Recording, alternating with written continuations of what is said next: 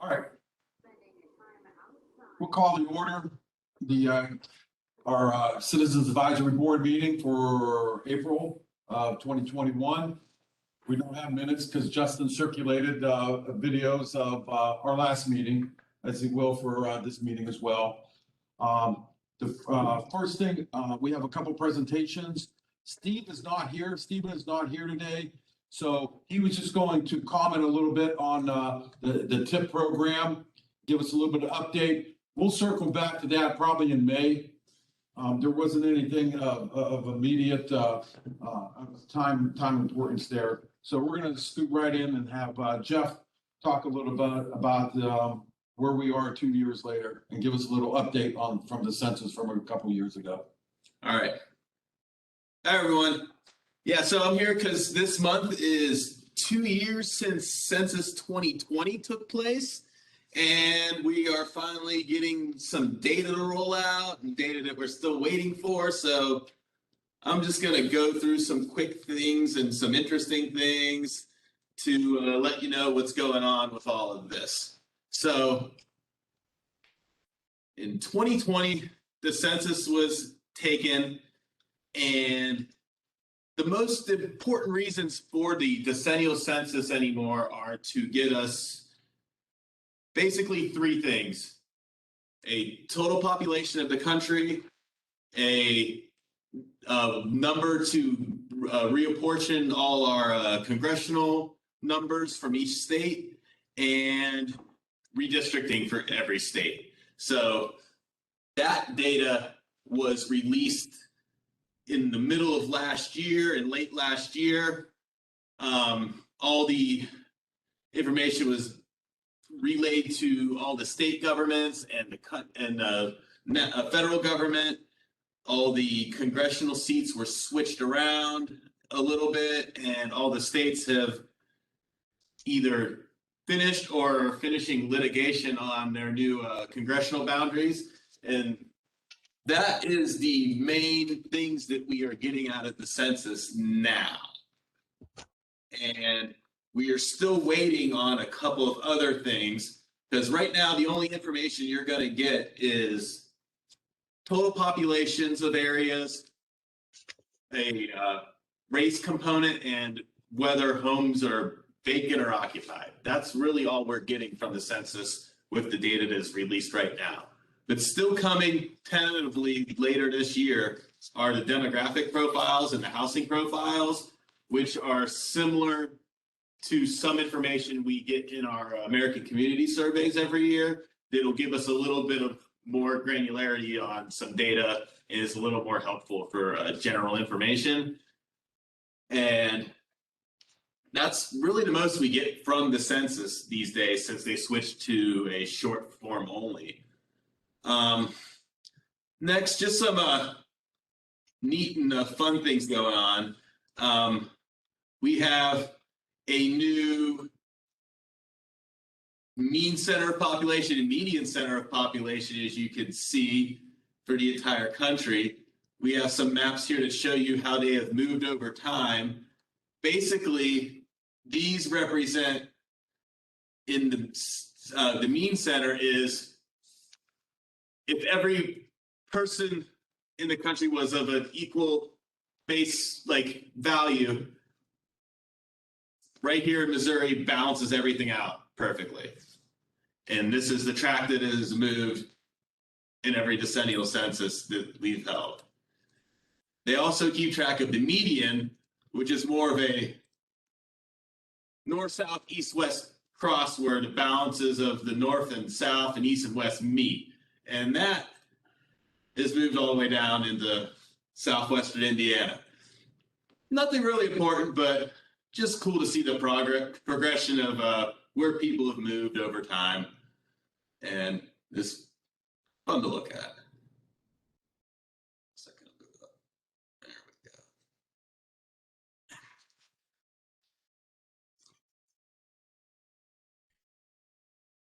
It's on this keyboard.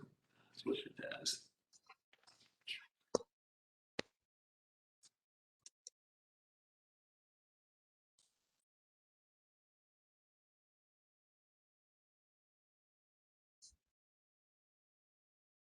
Next, I'm going to show you some fun interactive maps that Justin will be posting into the minutes that he sends out for everyone to look at. This is a historical apportionment data map, and this could show you the changes over time of how many seats on Congress every state had, and with each census how many they gained and how many they lost, and also a population map totals going on. And it'll show you the population changes of every state with each census.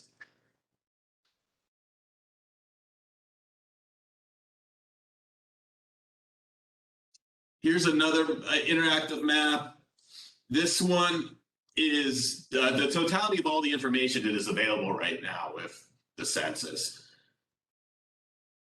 So you have your density, your population changes, your racial demographics, housing, and group quarters. Group quarters is the other set of information that's available right now.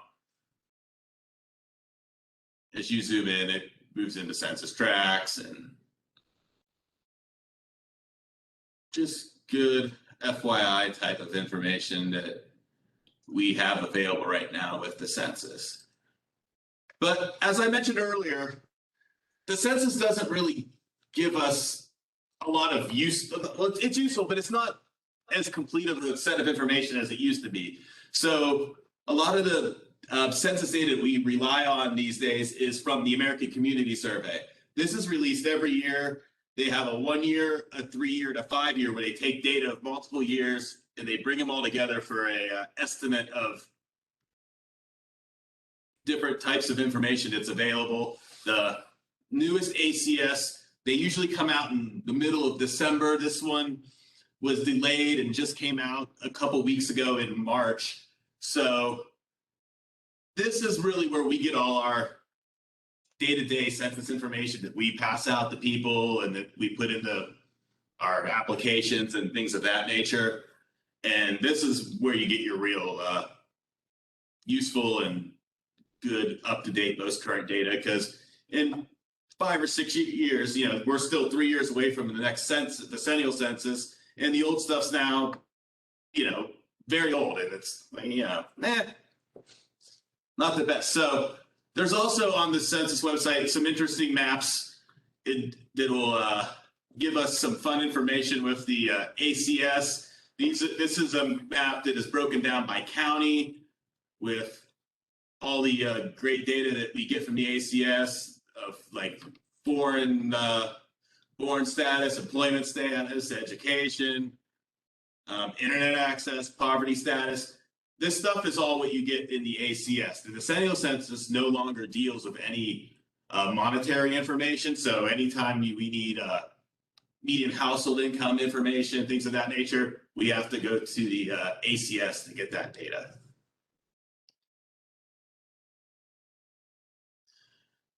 Here's just a quick reminder or information to let you know that if you ever need to you want to look up census data on your own, you're curious about anything, you need to know anything, the website for the census data is data.census.gov. It's a very robust, interactive website where you could just pull up a map and zoom into where you want. And then real quick, I could pick, I want a year, I want to look at 2020. I want to look at the decennial census. I want to see the redistricting data. I will go back to the map.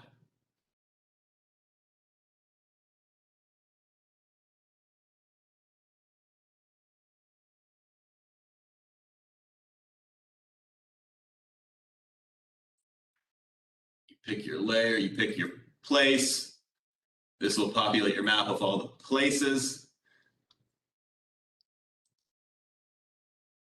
You could select the city of Youngstown, and then you go back to your tables.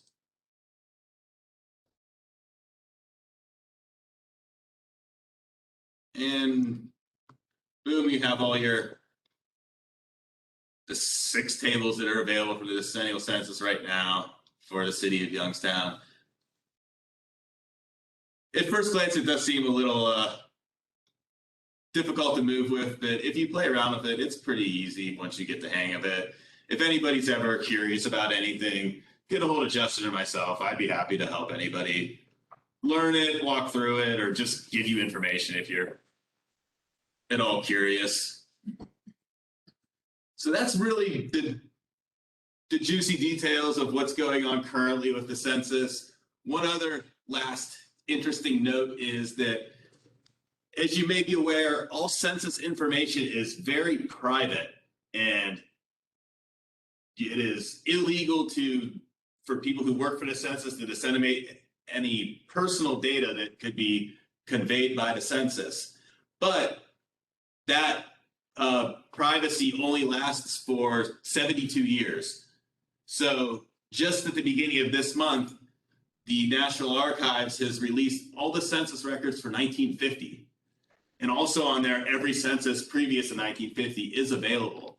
So if you go there and go to this website, it has a searchable database where you can look up all the roles. It's pretty interesting. It uses some artificial intelligence to read all of the data. So sometimes putting in your names doesn't really get you the information you want. But if you pick your state, you could pick a county.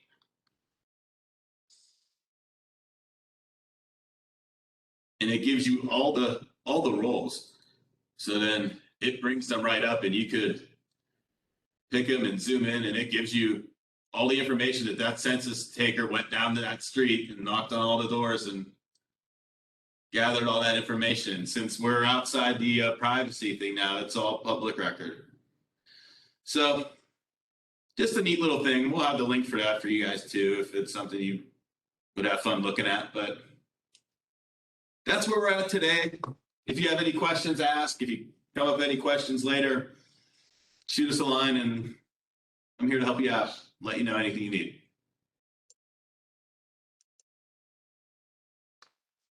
All right, thank you, Jeff. It looks like after a little bit of time, that'd be easy to navigate through. Yeah, it is. It's daunting at first, but our next item is the General Policy Board. Justin, you want to quick comments about what happened at our policy board last month? Yeah, real quick. So with our new schedule, the CAB didn't meet in March, but our General Policy Board did. It's a way to give everyone kind of a little breather, make attendance at meetings a little easier on all of our member communities as well as all of your parts. So on March 7th, the big topic of discussion was the Infrastructure Investment and Jobs Act, which is the bipartisan infrastructure law that was passed by Congress. That's our new transportation funding mechanism, or infrastructure funding mechanism, that will have some impacts on our transportation programs here at our agency, as well as maybe some environmental as it relates to infrastructure. But you'll see in the agenda, there's a link to an overview of the funding opportunities. That's a PowerPoint that our office put together that has a bunch of information that really kind of distills down the legislation to kind of a more easy to comprehend kind of packet of information, so to speak. Not a lot of details are out yet. So that's kind of what we're doing at Eastgate, is keeping our kind of ear to the ground to hear what's happening at the federal level. As the US DOT, Department of Transportation, is putting together the specifics of each of the programs that are included in that funding package. We'll be right there trying to absorb as much of that information as possible to make it available to our local communities. So when funding opportunities come out, our local communities are ready to go with projects and have the best chance possible to get funded for their priorities.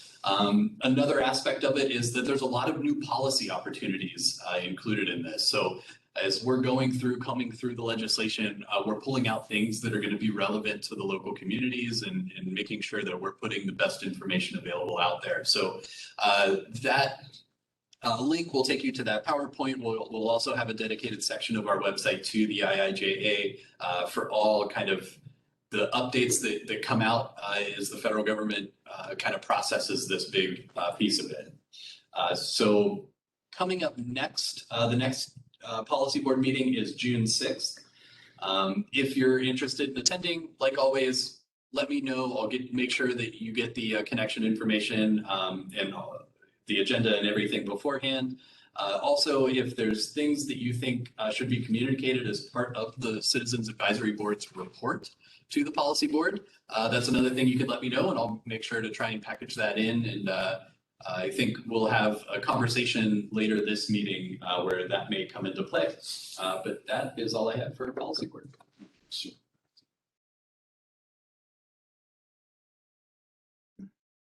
You want to continue with the TAC meeting that they had today? And if our members, Justin distributed some, for a couple of these items, the third and fourth item, Justin distributed some paperwork to support some of his conversation. Yeah, so to start off, Mark Ragazine, our economic development planner, provided an update on some of the outstanding economic development funding applications that we have out with USEDA. The biggest news that came out of that is that the Trumbull County Tourism Bureau's application was notified that they will receive funding for their project. There are three outstanding projects still awaiting their decision. Moving on to the Appalachian Regional Commission Program update, there were two updates. The fiscal year 2023 ARC pre-applications are now available. I'll make sure that a link to that information is in the meeting summary, so anybody interested in the ARC program is able to follow that and get all the information there. And then secondly, the registration is open for the 10th annual Appalachian State of the Region Conference. So again, I'll make sure that that information is in the meeting summary. So if you're interested in either of those, you can follow up and learn more about those. After that is the Warren 201 FPA amendment request. So this is wastewater infrastructure related. In the agenda packet, I included Stephanie Dyer's presentation that she gave at the TAC, which outlines, I'll actually scroll to this. So sorry if this makes anybody dizzy.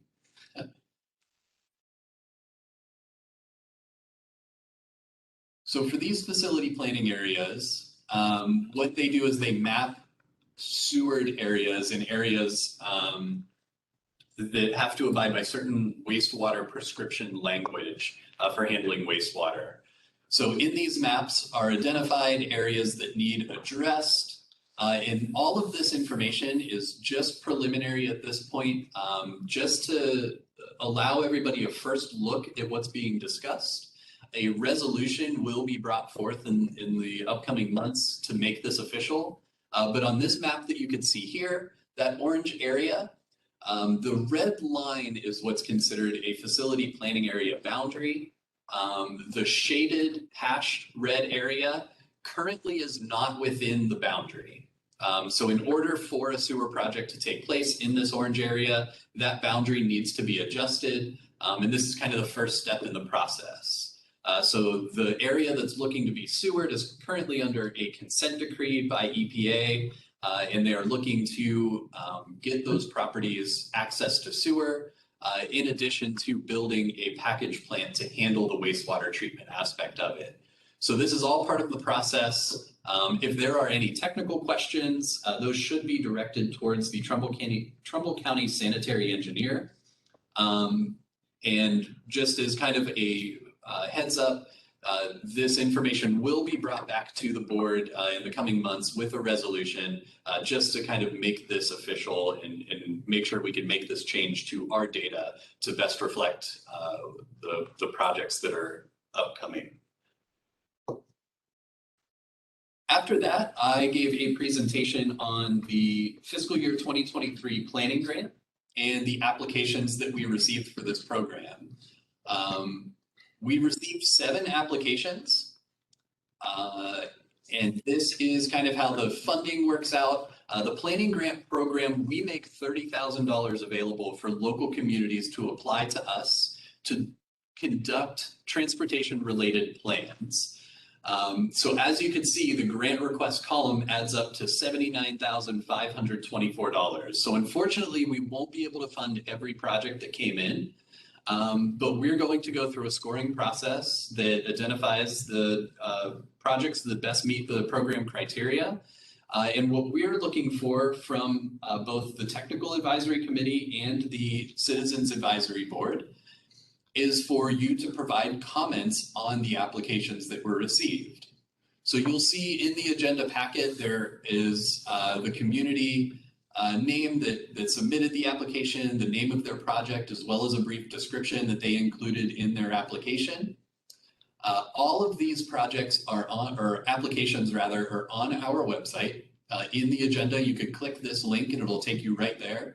You're able to view the full applications as they were submitted by the applicants, and you're able to review them. And then we're looking for you to send us comments and what you think about these projects, what we should consider related to these projects when we're going through our internal scoring process to determine who gets funded.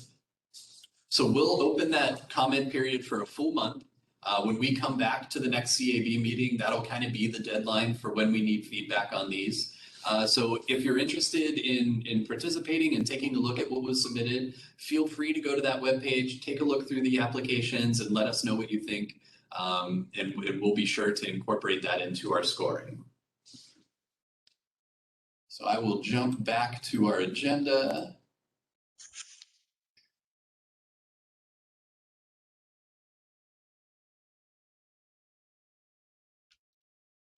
After that, Grant gave an update on two different programs, the first of which is the development of a regional electric vehicle charging station plan. So this is an undertaking that Eastgate's currently pursuing, where we're working on developing a plan to understand electrical vehicle charging needs for the region's communities as adoption of the technology starts to grow. And the plan will focus on identifying priority areas for that infrastructure, as well as opportunities for local policy to best facilitate it. After that, he gave an update on local active transportation plans. The Ohio Department of Transportation is accepting applications for technical assistance to develop these types of plans for local communities. The applications for that program are due April 22nd, so that's coming around the corner real quick. If this is something that you're interested in for your community, make sure you get in touch with your township trustee, your city council person, make sure they know that this is an opportunity, and direct them to contact us if they need any more information or assistance in putting that together. The next two agenda items were Stevens, and unfortunately he is out, so we will revisit those topics at a future date. I will provide to you all the information that he was going to present. If you're interested in taking a look at it, just preliminarily, if you have any questions that come about when you're reviewing that, we'll have him back at a CAB to cover all of that in more detail. And then lastly, a consultant by the name of Michael Baker International gave a presentation on the Live Zone, which some of you may recognize as a project formerly called the Lordstown Smart Logistics Hub. So there was a rebranding with a more regional focus on logistics and electrification. There's a lot going into that plan, and I think once they get closer to a final product, we'll have more specific detail about what all's going into that and what could come out of it. So that was a lot really fast. If anybody has any questions, happy to answer, or we can keep moving. Justin, I have an observation and a question for you. Yeah, absolutely, Pete. Okay. First, an observation about the electric vehicle charging stations. There are a lot of them in Pennsylvania state parks already. And that includes some of the parks that are near us, like Jennings Environmental Center, Moraine, McConnell's Mill. They all have electric vehicle charging stations, and the idea is that you go on your hike or you do your activity and you ride the bike trail. And while you're doing that, your car can be charging up. And I think we could use one of those stations specifically at the Mill Creek Metro Parks farm in Canfield. That would be a good place with the bike trailhead there and meetings happening in there. And you know, there's the disc golf and archery and a lot of activities out there, plus the farm and farm animals themselves. And anyway, the point is, while you're doing any of these activities, you could be charging up your car, and that's this very secure central location. It is the headquarters of the park district, and that charging station could be available 24/7 in a secure but ungated area there. And so I think we ought to think about electric charging stations in parks as that funding becomes increasingly available from the federal government. The second issue that I wanted to talk about, I wanted to briefly ask you, why do we need another sewage plant, namely a package plant, up in Warren? Why don't we just sewer that area and let the sewage flow by gravity to Warren's existing sewage treatment plant on the Mahoning River? That's a great question, Pete. From Stephanie's presentation earlier, she had mentioned that Warren's wastewater treatment facility is at capacity. So they do not have the ability to take on new sewer areas, which is kind of the reasoning that this package plant needs to be constructed, especially with kind of the urgency that the consent decree needs to be addressed in that specific area.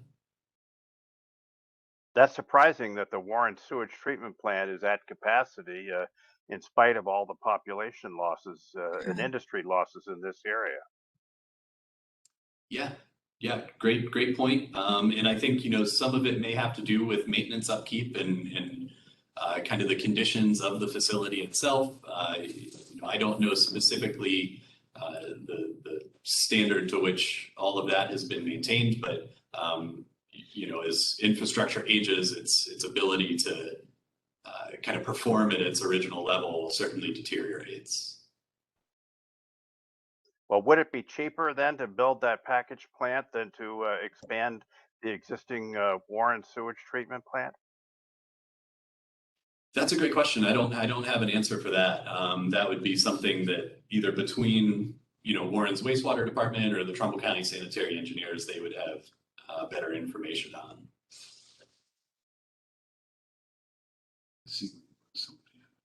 Thank you. Yeah, thank you.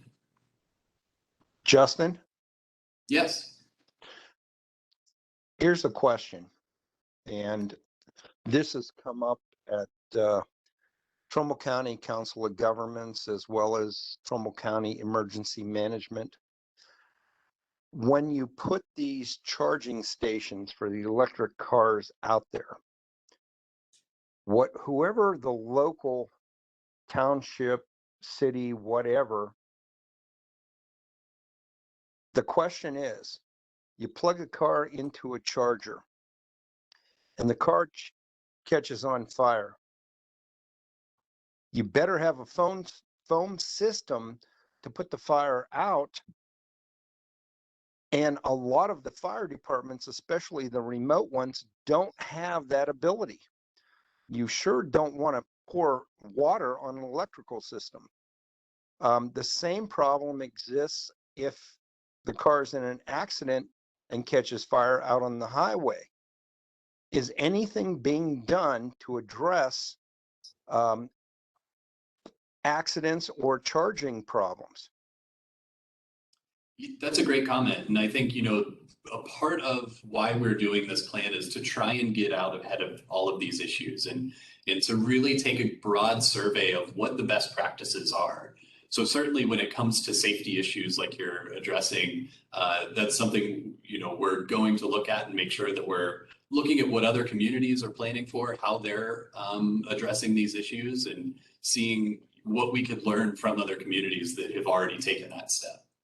Well, for instance, Avalon Inn, the Howland Fire Department has purchased foam equipment because Avalon Inn installed 4 electric chargers. And that was a concern. But when you put these charging stations in remote areas, a lot of those small governments do not have the money to purchase foam systems. Something needs to be done before they do this widespread. Yeah, certainly. And that may be something that could even come down to a local community's, zoning code and what they're allowing for. And if they're incorporating the safety elements into this to where they're restricting the installation of these until their community safety response is able to, respond appropriately to some of these events. That could be a potential possibility.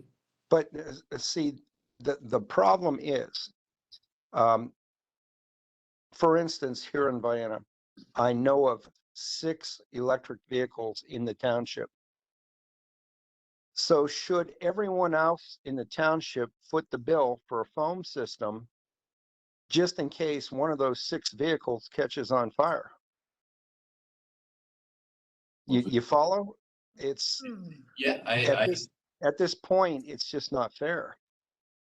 Yeah, and I think that's the hard thing to really have the dialogue about when these are kind of personal purchases at a certain point, where these are personal vehicles that people are, getting,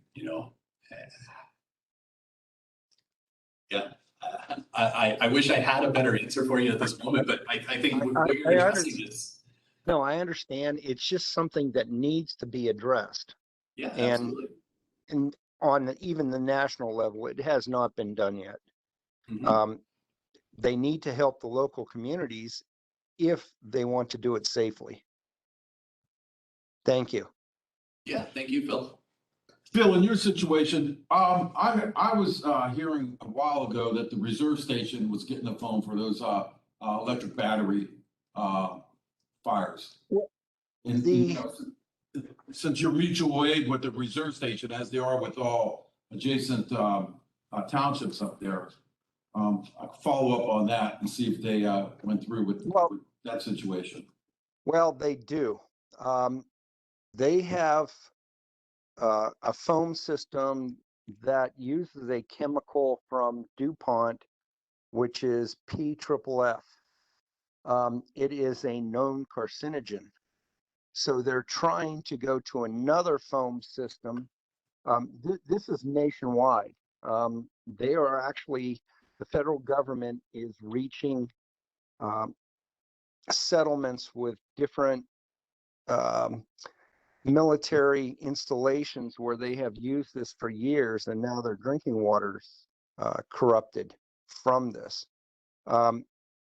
Yes, the reserve station has a mutual aid agreement with all of the communities in Trumbull County, and we all do depend on them if we need foam, but they're not adjacent to all of the smaller communities, say a Bristol or a Green Township.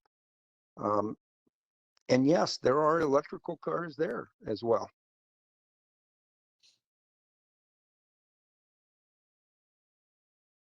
That's a topic for another day. And Phil, we'll see if we can get somebody of expertise on this, and that'll be maybe we'll get it on an agenda in a future or meeting. Somebody to talk more professionally on it. Thank you. Is Lynn in the audience? I believe Lynn is on the call. Hello, can you hear me? Yes, we can. Hello? All right, hi. Thanks for having me. I was really encouraged to see in the Eastgate Council of Governments Mahoning River Corridor Revitalization Plan mission statement. It says in part that growth is managed sustainably so that development works in tandem with environmental protection. And I am encouraged that the Eastgate Council of Governments recognizes the importance of environmental protection. And I am greatly encouraged that the Infrastructure Investment and Jobs Act has an entire section that you have posted in your PowerPoint slides there for funding of resiliency and climate protect program, excuse me. And part of that is to mitigate flooding in our climate change future, and trees mitigate flooding. It also has a section for carbon reduction funding program and a healthy streets program. So I was greatly encouraged to see that. Now is the time to ensure that sustainable environmental policy is enforced by every community government.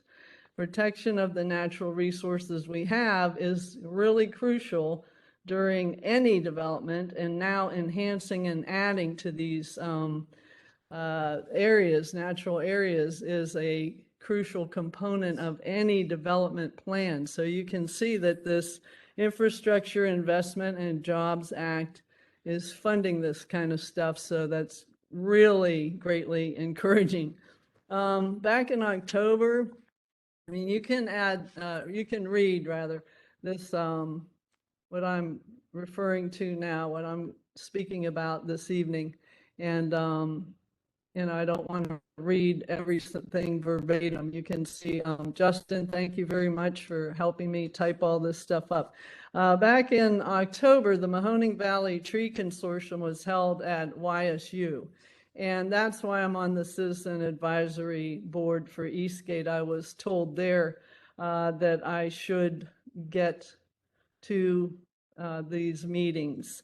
Initially, my main motivation was to just make sure that a plan is constructed for the repaving of Mahoning Avenue from Meridian Road to the city.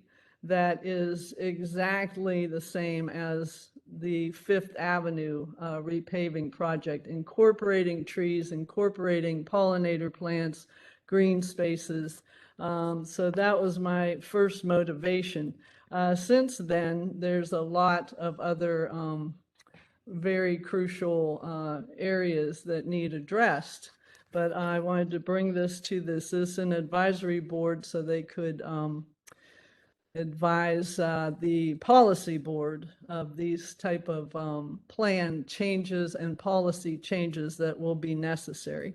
I just want to briefly go over that I've lived in other cities for years, and 12 of them in Los Angeles when I was in Tree People long ago, and we planted 1 million trees before the 1984 Olympics.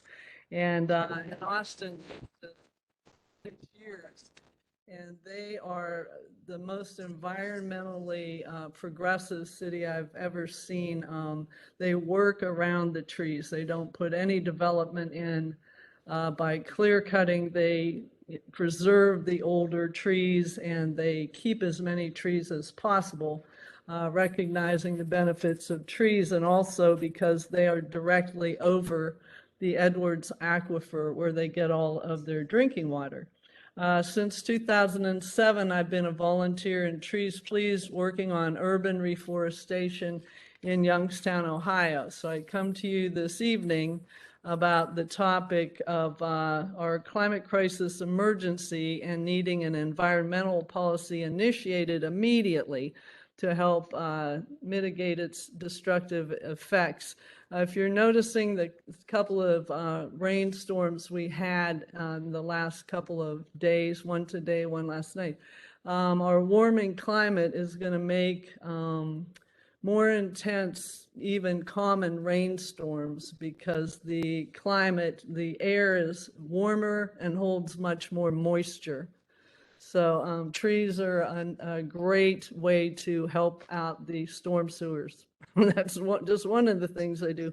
So when allowing development here, of course, we want to attract businesses, and we must now welcome them to contribute to our higher quality of life we're striving for here by adopting climate-friendly development and operations policies. At the February 2022 Mahoning Valley Tree Coalition meeting, the keynote speaker was Matt Zone of the Western Reserve Land Conservancy. He spoke about Cleveland, Ohio's campaign to increase their urban tree canopy to actually improve the health of residents and how they were putting the policy into practice. Their environmental policy, as well as Pittsburgh's, can serve as blueprints for our local governments to construct theirs upon. Policy considerations to address the topic, those are the bullet points you see there. We'll go over them briefly, and then, I can answer any questions you might have. The first is preservation of all old growth trees. I may be using the wrong term.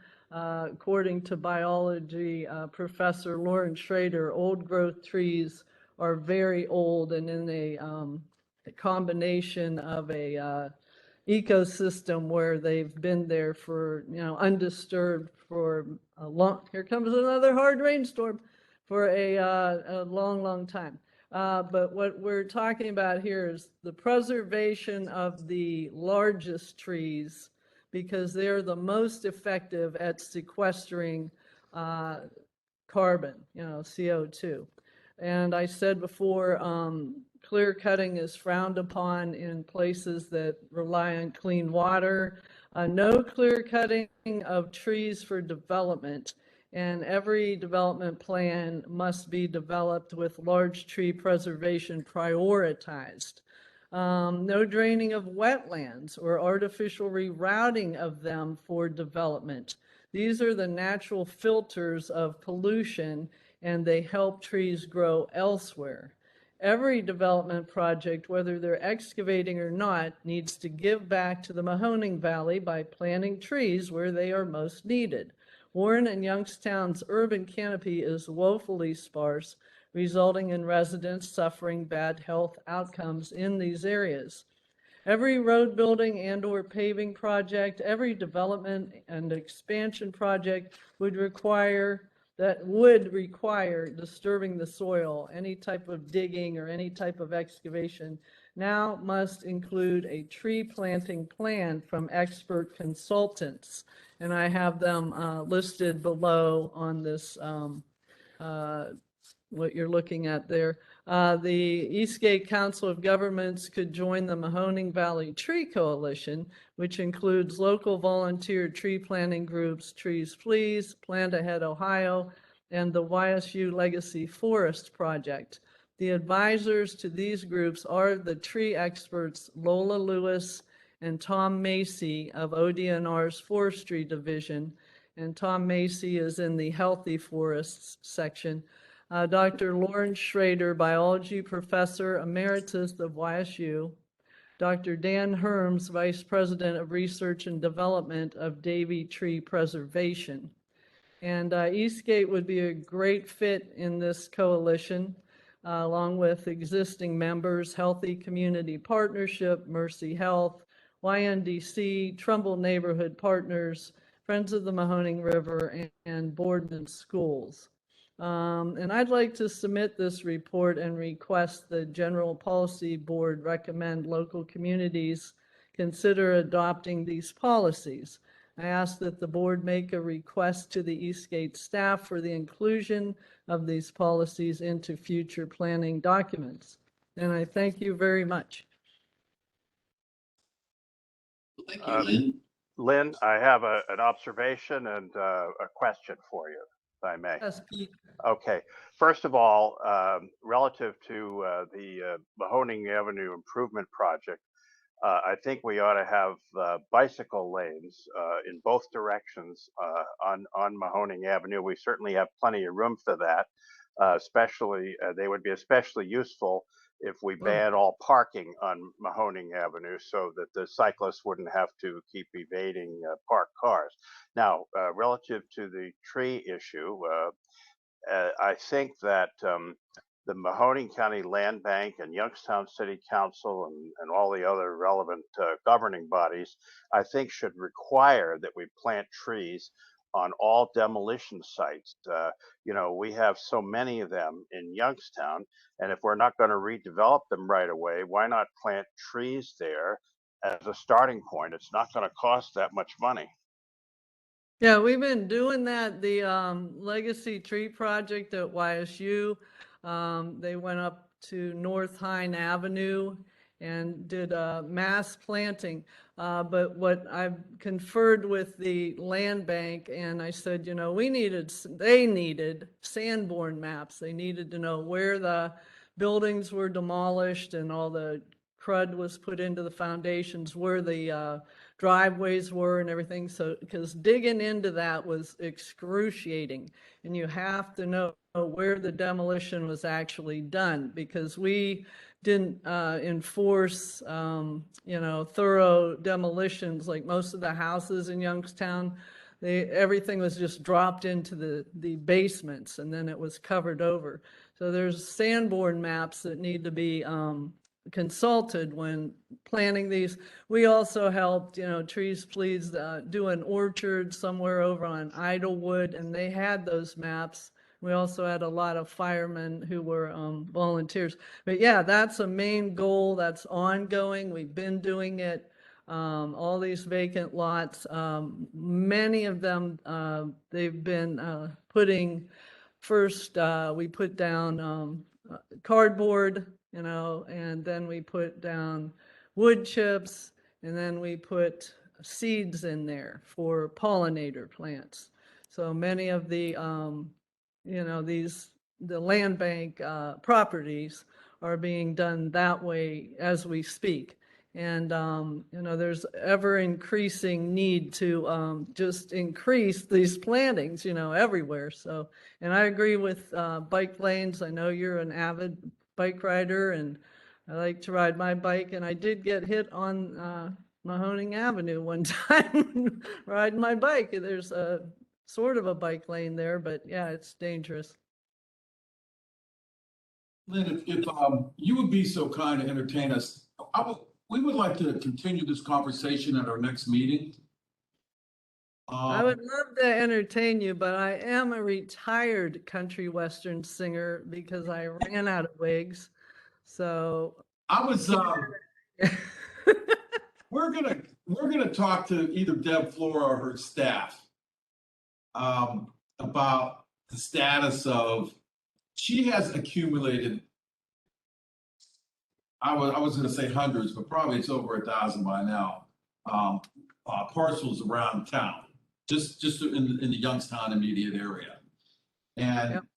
if we could continue this conversation with her or a member of her staff, and you probably know that the land bank, the Youngstown has a land bank as well. And Youngstown, when they demolish homes, if it was through their land bank, usually they just throw all the construction debris or all the building debris into the cellar and cover it with dirt. Where Deb will remove all the construction materials. A good example is when, or maybe it's not a good example, but when Chilcan was building up in that area on the Lower East Side, you could tell when they had the bulldozers out on properties that Deb accumulated and properties that the city land bank accumulated, because those bulldozers on some parcels were falling in the basements, and they had to dig deep and remove a lot of that construction material, which slowed that project down a little bit, but that's for a different conversation. But I think let's bring it'll serve more than one purpose. We're going to have a conversation with Deb or her staff, and let's see if we can continue on this topic at the next meeting, if you could attend, and we'll get in touch with you before then. Okay, All right. thank you. Let's move on. 7 o'clock. So no board actions this meeting. No resolutions. We'll have one next month. Announcements. Just you were talking about the first one. Yeah. So just a couple announcements, and really these are used for opportunities for public engagement. The first one on here is our walk and bike public survey and input. So there's 2 ways that you could actually interact with this. We have just a regular traditional survey where it asks you a bunch of questions. You fill out those questions and submit it to us. And then there's an interactive map, which I think is a really neat way to be able to provide feedback and identify locations across the region that you think need improvement related to walk and bike activity. You can see the website there. That'll take you to those links and allow you to make your comments, as well as the links that I included in the agenda. You want me to just keep going? Yep. Yep. The next one up on the agenda is the 2022 Mahoning and Trumbull County Community Health Assessment. This is an effort by both county health departments to really get an overview and understanding of the state of health across the region. Really important that they get a good sampling and a lot of feedback for that. So please, if you do have the time, make sure you click onto that survey and fill it out. After that, Ohio EPA is seeking public comment on proposed sampling sites. Comments are due by 5 p.m. on April 15th, so still a little bit of a time. And in the agenda, I've included a link to a news article on Eastgate's website where you can find all the information about what they're looking for and what they're proposing and who to contact if you do have comments about that program. And then the last one is about YSU's Department of Applied History Spring 2022 Projects Exhibit. So not to put you on the spot, Jacob, but if you want a minute to talk about what this event is, feel free to unmute. And... Yeah, thanks. Can you hear me okay? Yes. Let me pull over. I'm actually driving to Cleveland right now, but I appreciate the opportunity. I'm going to pull over so the noise is better. Oh gosh. But yeah, on May 6th at the Steel Museum, we're going to be giving a presentation. And my main focus for my master's final project at YSU is I'm really focusing on the Mahoning River Greenway, which is part of Eastgate's Mahoning River Corridor Plan. And I kind of started working on that on my own, kind of thinking up that we really need to connect the Stavage Trail from Struthers to Newcastle. We really need to connect that to the Portage County Hike and Bike Trail in Ravenna. And funny enough, when you do that, it follows the old Pennsylvania and Ohio Canal, which really put the Western Reserve on the map and saved the fledgling iron industry and really paved the way for our industrialization and our whole way of life. So I'm really focusing on that. But we have projects down by the Cavelli Center about Brown Bonnell, which kind of overlaps with my project because the canal went through there. And I'm hoping that eventually we have that Mahoning River Greenway going down through there. So I hope people would like to show up to that. So yeah, May 6th at the Steel Museum, and also April 28th, we're doing an installation at Mogg Library on the 5th floor archives. And so yeah, and if anybody has any questions, feel free. On that flyer is my information, so feel free to hit me up anytime. Excellent. Thank you, Jacob. Thank you. Yes. May I just announce, since we're talking about trees, Plant Ahead Ohio is having a tree planting event on Hall Street here in Warren in celebration of Earth Day on the 22nd of April, and it starts at 11 a.m. Just FYI. Yeah, that's great, Genevieve. Are you able to send me an email with that information? Yes, I can. Great. Thank you. I'll put that in the meeting summary. I think we have a couple minutes. Sarah Lowry is a new member. She's also the director of the Healthy Community Partnership. Sarah, you want to speak a couple minutes about your organization? Are you still on? Sure. Yeah, I only have a couple minutes because I have another thing to get on to that I'm already late for. But in short, since I have the opportunity, I see a lot of familiar names and some faces. So for those of you who I don't have the pleasure of knowing just yet, as was mentioned, I'm the director of an initiative called the Healthy Community Partnership. We are supported by the Community Foundation of the Mahoning Valley and the Mercy Health Foundation. And our mission really is to improve health outcomes for residents in Mahoning and Trumbull counties by removing barriers to health And we are focusing at this time on healthy food access, so making sure that residents, regardless of where they live, have regular access to healthy and affordable foods. And our other two focus areas are really looking at providing opportunities for, again, regular and equitable access to physical activity. So we are focusing on parks and green spaces. So the tree conversation is, one that we talk about quite a bit. There's a lot of overlap in membership between the Tree Coalition and some other newly forming environmental coalitions, looking at how to support our existing green spaces. And, of course, our parks that have more active opportunities like playgrounds and other kinds of equipment and amenities to encourage physical activity. So really making a concerted effort to ensure that, again, residents, regardless of where they are, have access to welcoming and well-maintained parks and green spaces. And the third area, which is very close to Eastgate's heart, is active transportation. So that's certainly pedestrian bicycle safety, making sure that infrastructure is in place and such that people bike and do so safely. And then the third component to that is transit. So making sure that our communities and our residents have access to public transit.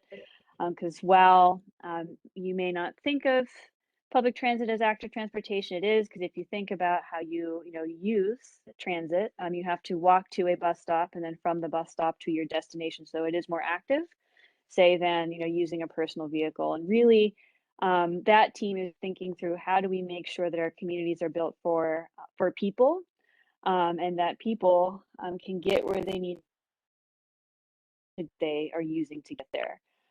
So those three things, again, we are really trying to work with community stakeholders, from resident leaders, local governments, obviously public health and healthcare. And we really welcome anyone who's interested in improving health outcomes by thinking about health outside of a strict view that, is focused on healthcare, which is not to say that healthcare is not important, it is, but we know that our health is more than just access to care. So if that is something that is of interest to you, I am happy to have conversations, send additional information about the work of the partnership. And it's, want to be connected to this group, because I know folks here care very deeply about a lot of the same things that we do. Thank you so much, Sarah. I think, any other comments? All right, I think we'll adjourn the meeting. Please participate in these surveys and some of the other comments that are being requested, and encourage others to do so as well. We'll see everybody first Thursday of May. Thank you. Thank you. Aye. Thank you.